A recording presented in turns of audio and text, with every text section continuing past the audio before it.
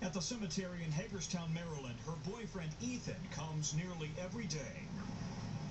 She was just beautiful in personality and mind and just physical features. She was amazing. It was last December when Anise suddenly went into cardiac arrest while at home. Paramedics, then doctors, worked for a week to save her as she slipped into a coma, her family at her bedside. We stayed up all night. I laid in bed next to her all night long, and we talked to her and stayed with her. 6 days later, Anise died, leaving behind a twin brother and sister. The official cause of death, cardiac arrhythmia due to caffeine toxicity. Anise and her family knew she had a common heart defect known as a mitral valve prolapse, but her doctor felt it posed little risk to her life. In the 23 hours before she went into cardiac arrest, Anise had consumed two 24-ounce high-caffeine Monster energy drinks. Each Monster can contains 240 milligrams of caffeine, enough for 3 servings. And 2 cans is equal to 14 12-ounce sodas.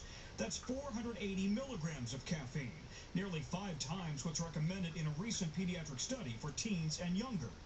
Monster tells NBC News, "We vehemently deny that drinking 2 cans of Monster Energy by itself can cause a death from caffeine toxicity. And Monster insists its drinks contain less caffeine than some coffee." I don't know exactly what's in those. Dr. Alan Taylor is the chief of cardiology at Georgetown University Hospital. Between the caffeine, the sugar, its effects on blood pressure, potential adverse effects, I think it's really difficult to justify a case for children, young adults, to be using these substances right now. And ERs across the country have seen a dramatic increase in caffeine overdoses. From 1,100 ER visits in 2005 linked to high-energy drinks to 16,000 in 2008 and more than 13,000 in 2009.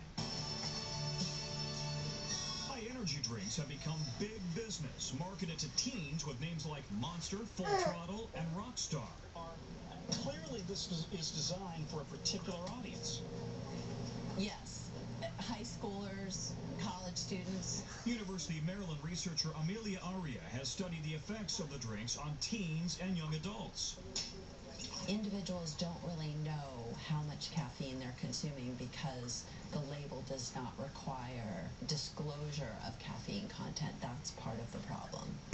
Despite years of studies calling for the FDA to regulate the drinks, that hasn't happened. The American Beverage Association tells NBC News it has adopted voluntary policies pertaining to energy drink labels and marketing to children. Some offer warnings, some don't. But doctors have their own warning. Is your child the one who has a predisposing condition where these could be truly dangerous? Is this worth the call from the emergency room? For Anise's mom, there is only heartbreak.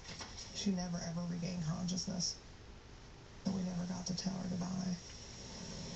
While the FDA doesn't regulate the drinks, Virginia has banned their use by high school athletes. Australia already regulates them, and Canada is about to implement some of the tightest restrictions in the world.